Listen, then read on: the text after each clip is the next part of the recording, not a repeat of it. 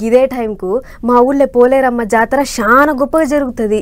ఏం జనము దర్శనం కావాలంటే 4-5 గంటలు పడుతుంది. చిన్నగా ఉన్నప్పుడు మా దోస్తులతో పోయి దుక్నాలల్లో తిరుక్కుంటా మిఠాయిలు కొనుక్కొని తినేదాన్ని. ఎండాకాలం బళ్ళు లేవు కాబట్టి పొద్దంతా జాతరలనే తిరిగి మస్తు సంబరపడేదాన్ని. 3 వద్దులు అయ్యేటిది మా ఊళ్ళో జాతర. అయితే ఇప్పుడు నాకు మా ఊరి పోలేరమ్మ జాతర ఎందుకు యాదకొచ్చిందంటే ఇగో ఇందుకు.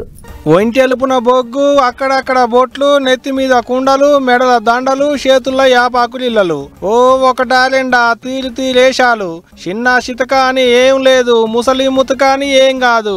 అందరికందరూ చిత్ర విచిత్రమైన ఏషాలు కట్టిరు. గంగమ్మ తల్లి సన్నిధికి గట్లు తెంపుకున్న గంగ తీరుగా పోటెత్తిరు పబ్లిక్. కోరిన కోరికలన్నీ తీర్చే సల్లని తల్లి, అడిగినవన్నీ ఇచ్చే ఆదిపరాశక్తి ఆ గంగమ్మ తిరుపతిలో వెలిసింది. ఇక అప్పటి నుంచి ప్రతి ఏడు గిదే కాలంలో గంగమ్మ జాతర మస్తు ఘనంగా అవుతుంది. అట్లనే ఈసారి కూడా బుధవారం నాడు సురువైంది. అట్ట వారం రోజులు జోరుగా నడుస్తుందట తల్లి జాతర. తిరుపతి, చిత్తూరు జిల్లాలలో ఉన్న పల్లెలు పట్టణాలకేంచి పబ్లిక్ బండ్లు కట్టుకొని వచ్చారు గంగమ్మ దర్శనానికి. అగో గంగమ్మ తల్లికి పాయరమని చిత్ర విచిత్రమైన ఏషాలు కట్టిరు జనాలు. చిన్న పొల్లగాలు సూత తీరొక్క తీరు రూపాలలా కనిపించారు. ఇగో గీ బుడ్డోనికి చూడూరి ఒంటెలుపున తెల్లటి సున్నం రుద్దిర్రు, మీసాలు పెట్టిర్రు, మెడల దండలేసిర్రు. ఈ తాత బోనం ఎత్తుకొని వస్తున్నాడు.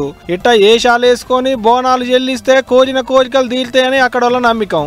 అందుకనే అక్క చెల్లెళ్ళు, అమ్మలక్కలు పట్టుబట్టలు పెట్టి మొక్కులు తీర్చుకున్నారు, కొత్త మొక్కులు మొక్కుకున్నారు.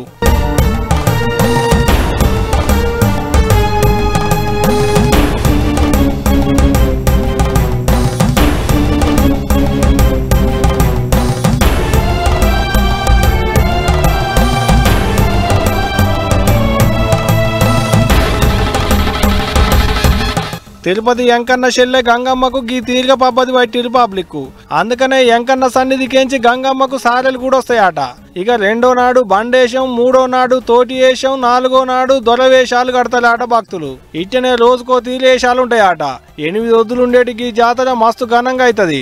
దగ్గర బట్టలు ఉన్నోళ్ళు ఏమన్నుంటే ఓ పాలు పోయి రారి, నిమ్మలం ఏమన్నుంటే మీరు కూడా ఒక ఏషం కట్టుకోరి, ఏం కాదు అంత పుణ్యమే అవుతుంది అంటున్నారు. ఏం చెప్తున్నా.